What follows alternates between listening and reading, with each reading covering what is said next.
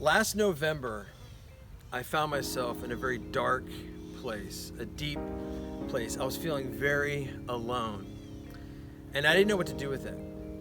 I was feeling anguish, anxiety like I'd never experienced before. I knew what the root of it was, but I didn't know what to do with it.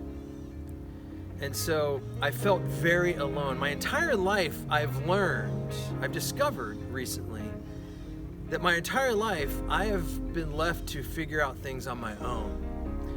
Even in my relationship with God, I've always felt like it's my responsibility to figure out God. It's my responsibility to figure out what's going on, to figure things out. And so in this situation, I didn't know what to do. And I felt like it was my responsibility to figure it out. And in my anguish, I was crying out to God, asking and pleading Him to help. Well, one morning back in November at 3 a.m., God woke me up and He literally said, let's go take a walk. I was confused. I'm like, what? I've never had that before. But literally, Jesus got me out of bed and said, I want to walk with you. He led me to here.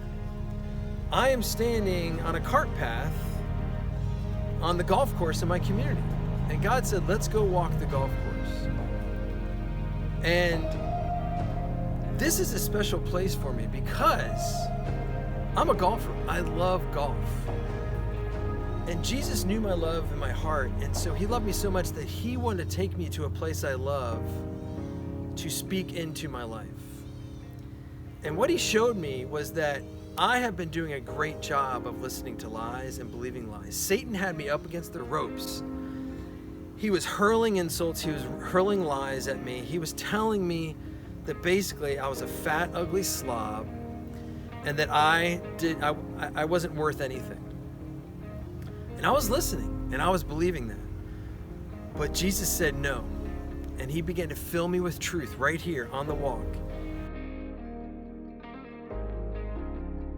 You'd only really appreciate this if you're a golfer, but on my walks, it's a golf course. And so any golfer out there knows where I'm going, golf balls. And there's always a hunt for golf balls. And if you're playing golf, you find golf balls, you're searching for golf balls, you love finding golf balls. Well, this is a golf course. I did not want this to become a ball hunt. I did not want this time with God to be a time for me to search for golf balls. And so I was like, God, take that away from me, remove that from me. And so when I'm walking with Him, I'm really trying to be careful of making it just Him and me. Well, I was listening to a John Eldredge podcast, and John Eldredge was talking about the love of God, the love that God has for him, and how God demonstrates that to him, and how God reveals that to him. And for John Eldredge, it's in the form of hearts. So John will go fly fishing, and he'll look down, and he'll see a rock that's in the form of a heart, a shape of a heart. And to John, that's a reminder of God's love. That is God telling John, I love you. And so for John Eldredge, God's love language to him is hearts. And so for me, I was on my walk, and I'm like, okay, God, what is your love language for me? What is your evidence of that? And I just started the walk, and I turned the corner, and I looked down, and on the cart path, right in the middle of the cart path, is an unblemished Pro V1 golf ball. And for those of you who know, Pro V1 is the top of the line golf balls. They're about $4 a pop. And here on the cart path is a golf ball. And I look down, and I'm like, what? Who in their right mind would leave this? And God was screaming at me, Glenn, this is my sign of love for you. A golf ball. Again, He loves me so much, He knows me so much, that He's wanting to use something that I love, golf, as a language of love to me.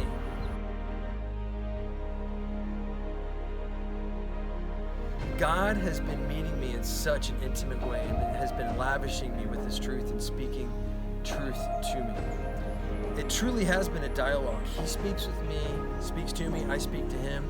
In fact, there have been times that I've screamed out audibly, yelling, cussing out cussing out Satan, praising Jesus, celebrating him out loud, because who's out here at 6:30 in the morning? I hunger to hear from him. I hunger for that intimacy.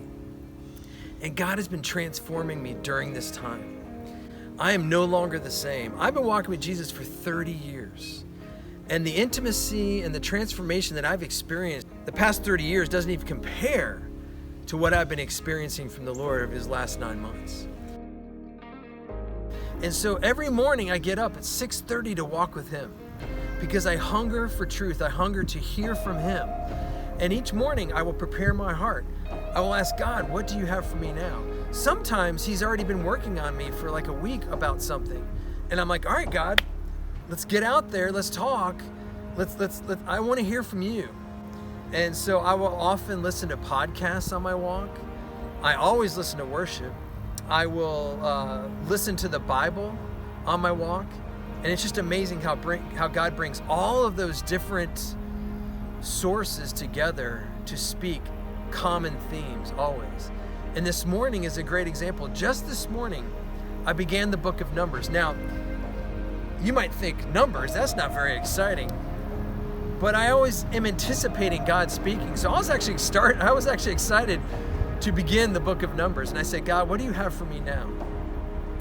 And in the middle of all of these genealogies, in the middle of all this census taking that happens at the beginning of Numbers, there's this passage that popped out to me. And God was revealing to me jealousy and insecurity that I have in my heart that I need to deal with. And it was a passage speaking about jealousy. I had a conversation this weekend about jealousy. And there's been a theme that God has been bringing to my heart about jealousy recently. Gentlemen, God is intimate.